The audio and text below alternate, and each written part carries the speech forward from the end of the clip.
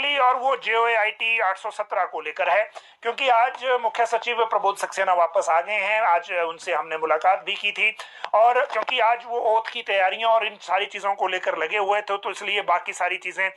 तो हुई नहीं। लेकिन JOIT को लेकर जो लॉ से ओपिनियन आई है उसको लेकर मैंने जरूर बात की, और जो अपडेट है कि ओपिनियन में क्या है और वो अगला प्रोसेस क्या रहेगा, क्योंकि जो राज्य चयन आयोग के चीफ एडमिनिस्ट्रेटिव ऑफिसर हैं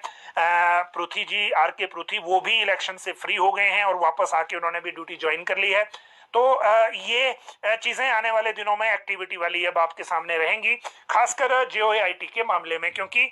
इसमें जो, अगर मुख्यमंत्री खुद कह चुके हैं कि हम इसका रिजल्ट घोषित करने वाले हैं, तो अगर CM ने कहा है रिजल्ट घोषित करना, तो इसमें फाइल को आगे प्रोसेस करना पड़ेगा। और आज मुख्य सचिव ने ये जरूर कहा कि मैं इस फाइल को पुटअप करने को कह रहा हूं, और उसके बाद जो भी इसमें राज्य सरकार के स्तर पर अब करने का होगा उसको करेंगे। तो ये जो अभी की सिचुएशन है वो JOIT की है। जैसे ही नेक्स्ट स्टेप इसमें पता चलता है, क्योंकि इसमें एक चीज है जिस पे ध्यान देने की जरूरत है, और हम लोग भी इसको लेकर चेज कर रहे हैं। अगर दर्ज FIR के मामले में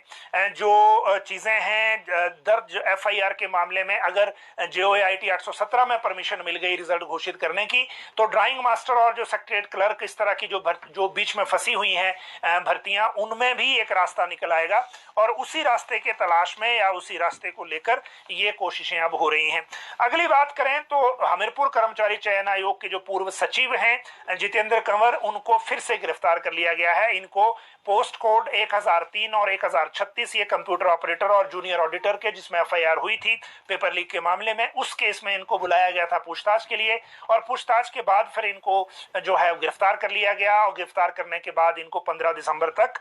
रिमांड पर भेज दिया गया है। तो ये दो अपडेट है जो लेटेस्ट है। अभी तक 13 FIR हैं, बहुत सारी मामले में इनकी गिरफ्तारियां शो की गई हैं, और जो चार्जशीट है उसमें भी मैक्सिमम चार्जशीट में जितेंद्र कंवर का नाम है। लेकिन अभी तक भी अगर गिरफ्तारियां ही हो रही हैं, तो जो फंसी हुई भर्तियां हैं उनके रिजल्ट कब आएंगे, ये एक बड़ा सवाल है। और इसी सवाल को हल करने के लिए अब हम लोग ये देख रहे हैं कि ये